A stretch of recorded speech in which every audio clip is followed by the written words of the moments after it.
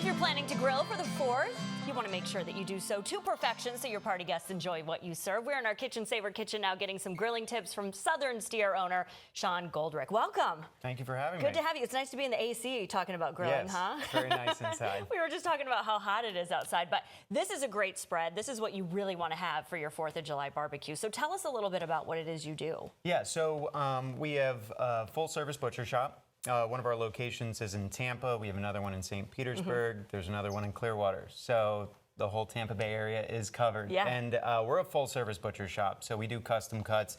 We also specialize in marinated meats. That's really what we're known for. But the list goes on with all the offerings that we have. And one of the biggest things that we have going on this week is our 4th of July combo packs. Okay. So what we have in front of you is 2 different options if you're feeding a little bit of a bigger crowd or if you're having a smaller crowd. So the backyard grill has been super popular already. These specials are running. We have the 2 pounds of chicken wings, 4 homemade sausages, 4 jumbo hot dogs, 4 burgers, comes with buns. And then we also have our premium grill, which is our marinated steak tips, which are phenomenal. Wagyu sirloins, as well as bacon-wrapped shrimp. Yum. Yes. That all sounds incredible. So you mentioned the marinade, that's kind of like your thing. These look like they're marinated, the chicken wings? Chicken wings are marinated. What are they in? That's actually our Jamaican jerk marinade. It's a local vendor that makes that too. Oh, that's great. So we like to support local. Yeah. But we have probably about 10 to 15 different kinds of chicken marinades in our shops. Generally, we run around like 6 different steak marinades.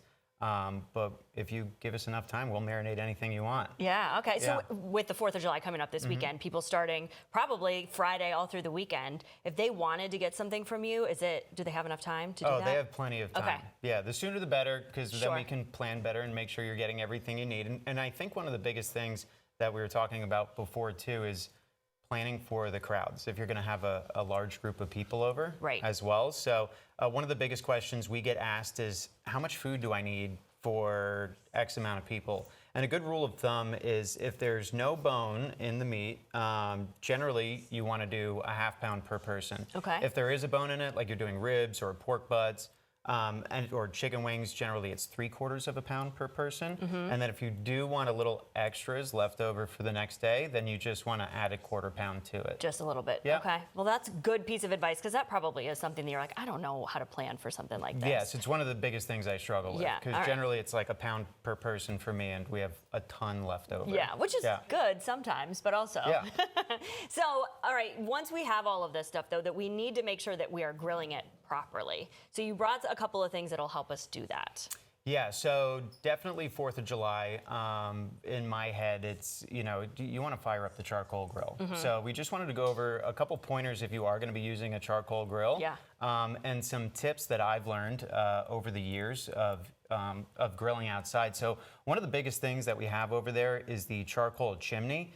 The charcoal chimney is that big silver thing with a nice handle on it. Yeah, this right here. Yep, and then all natural fire starters as well. So any chance you can avoid using chemicals like lighter fluid to start a fire is generally going to be better because that flavor will transfer over onto the food. And you'd rather as have well. this be the flavor instead of lighter fluid. Lighter fluid, yes, that's always good. And then another big part of lighting your coals, this does take about 20-25 minutes to get your coals lit. And then one of the things you want to look for when you know you're ready to cook is the color of the coals. So once you have a nice light white ash, white gray ash around the coals, then you should be ready for cooking. That's as when well. you should start. Yep. Okay. Another super helpful piece right here is going to be the charcoal rake, because what you want to do in your charcoal grill is have 2 different zones for cooking. One where all the charcoal is piled up, and then one with nothing underneath it, because indirect cooking is something you want to try to master